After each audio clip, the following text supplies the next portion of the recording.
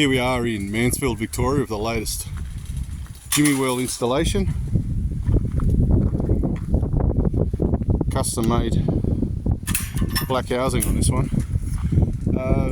Given the unique situation with the angle of the gate and the latch post, we've changed the latch to go vertical rather than horizontal.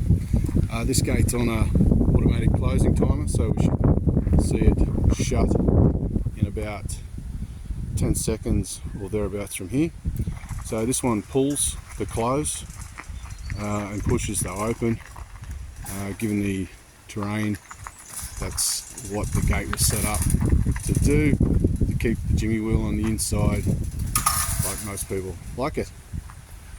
So yeah, another successful installation in the beautiful Mansfield.